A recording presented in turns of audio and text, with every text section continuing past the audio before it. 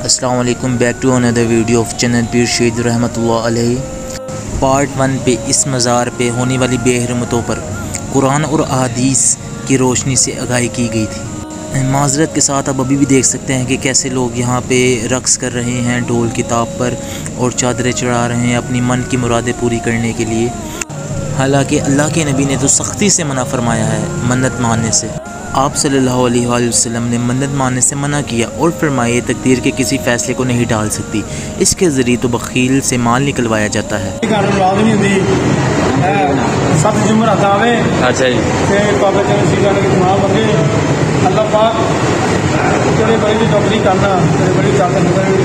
यामिर भाई जरा और देखें जरा, और क्या क्या लिखा हुआ देखें जरा। सारी रात के लिए ये भाई साहब के मुताबिक आपने 7 जुमेरातें आनी हैं और ये जो ये पुड़ियाँ उन्होंने बनाई हुई है ये खानी और औलाद आपकी हो जाएगी, इनका ये कहना है। लेकिन कुरान में अल्लाह क्या फरमा रहा है? आम बादशाहत अल्लाह ही की है, आसमानों की भी और जमीन की भी।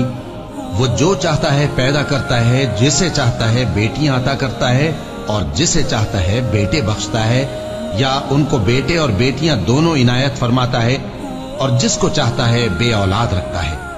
वो तो जानने वाला है, कुदरत वाला है।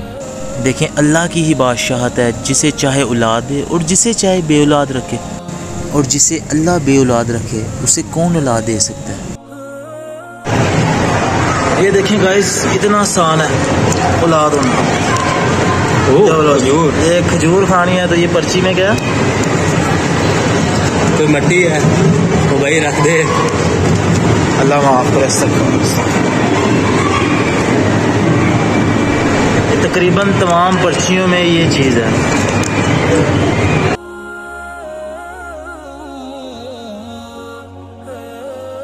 अस्सलाम वालेकुम, कैसे हैं आप?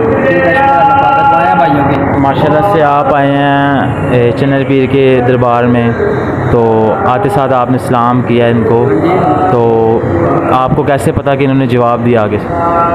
मुझे ये पता है कि जो वली बुज़ुर्ग होते हैं, जो अल्लाह के नेक लोग होते हैं, वो शहीद होते हैं, दुनिया से हक नहीं होते। मतलब कि जैसे आम लोग फौत हो जाते हैं उनका, लेकिन वो ज़िंदा रहते हैं, हाज़िर नाज़िर रहते हैं। कोई उनके दरबार पे आता है तो उनको पता होता है कि ये मेरे दरबार पे आया है, ये है मेरा ये रिश्तेदार है, ये मेरा मानने वाला है, ये मेरे दरबार पे इतने दिन हो गए आता है, इतने सालों से आता है, इतने अरसों से आता है। वो वली बुज़ुर्ग जो शहीद जो होते हैं ना, वो मरते नहीं हैं। ये लोग झूठ बोलते हैं कि मर जाते हैं।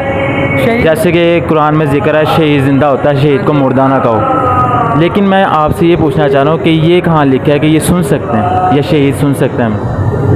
मतलब कि कहते हैं कि जो मतलब कि हमने तो यही सुना है कि उनका वो दुनिया से ख़त्म नहीं होते, हाज़िर ना सुनते ज़रूर। हमने यही सुना है लोगों से, बड़ों बुज़ुर्गों से, कि हमने ये नहीं कहते कि हम पक्का नहीं बता सकते, लेकिन ये हमने यूँ सुना है कि ये वली बुज़ुर्ग हाज़िर होते हैं। वो किसी उनके दरबार पे जाके, कई वली बुज़ुर्ग ऐसे भी हैं, कई लोग दरबारों पे ऐलान कर देते हैं, कई गाँव होते हैं लोग मतलब कि ऐलान कर देते हैं कि इस बुज़ुर्ग के दरबार पे आपने ऐसी हरकत नहीं करनी कि वो बाद में आपको भुगतनी पड़े। ऐसे भी लोग हैं कि वो हरकत करते हैं तो बाद में उनके साथ हुआ भी है।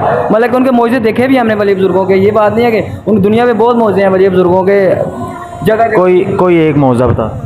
ये देखे बाबा फरीद सरकार थे, तो एक जगह जा रहे थे, तो उनके साथ एक मरीज़ भी था। तो वो जब चलने लगे तो आगे देखा तो दरिया आया, तो उन्होंने कहा अल्लाह अकबर, तो वो चलने लग गए। तो मरीज़ ने कहा बाबा जी मैं क्या कहूँ? तो उन्होंने कहा कि आप ना फ्री फीड करके आओ। तो वो ना फ्री फीड करते उनके साथ चलने लगे, दरिया पे चलने लग गए। जो आधे रास्ते पे आए ना, तो उन्होंने कहा कि बाबा जी तो अल्लाह अल्लाह कही जा रहे हैं, वो मुझे कहते फ्री फीड कर। तो ना वो उसने जब अल्लाह अल्लाह करना शुरू की ना, तो वो डूबना शुरू हो गया। तो अल्लाह अल्लाह कहने से मतलब डूबता तो नहीं है, लेकिन वो सरकार थे, बोले उनका मकाम था, वो उनको ही चलाने वाले वही थे, बोले उनके पीर जो थे। तो उन्होंने उनको हाथ पकड़ के कहा उनको पहले मेरे तक पहुँचो, अल्लाह तक पहुँचने की बड़ी दूर की बात है, इसलिए वसीला ही होता है। लेकिन मैं एक आपको चीज़ बता दूं कि कुरान में ये लिखा है कि आम मुर्दों को सुना नहीं सकते, तो इस पर क्या कहना चाहिए? क्या मतलब? आम मुर्दों को नहीं सुना सकते, आप कोई कब्रों को नहीं सुना सकते। लेकिन कुरान पाक में अल्लाह पाक ने फरमाया ना, जब वली बुज़ुर्ग हैं वो उनका और मकाम है, आम जो इंसान है वो उनका और मकाम है। हम मकाम बेशक है, सुनाने की बात हो रही है इस पर। मतलब अच्छा, हम जब कब्रिस्तान में जाते हैं आप सब कहते हैं अस्सलाम वालेकुम अहले कबूल कहते हैं ना। अब मैंने ये भी सुना है कि लोग कहते हैं कि ये नहीं करना चाहिए, मुर्दे नहीं सुनते। आप क्या कहना चाहते हैं इसके बारे में? इसके बारे में ये कहना चाहूँगा, ये हदीस है और ये अल्लाह के नबी ने ये फरमाया था कि उन पे आपने सलामती भेजनी है।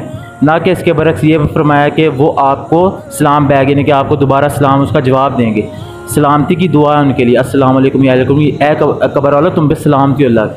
तो मैं ये आपको सवाल करता हूँ कि वो जो मुर्दे हैं वो हमें जवाब देते हैं?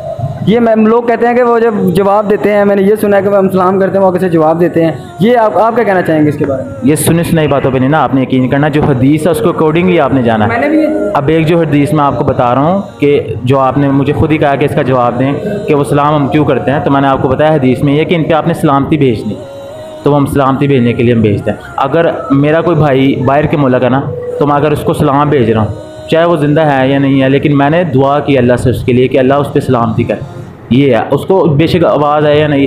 और दूसरी बात यह है कि अल्लाह पहले सुनता है, उसके बाद यानी वो सुनते हैं कब्रों में जो होते हैं। और अल्लाह ने कुछ फरिश्तों की ड्यूटी ये लगाई हुई है कि आप यानी कि आप जैसे अब सलामती भेजते हैं ना, अब वो डायरेक्ट नहीं सुनते, अल्लाह फरिश्तों के ज़रिए इनको सुनाता है, ठीक है।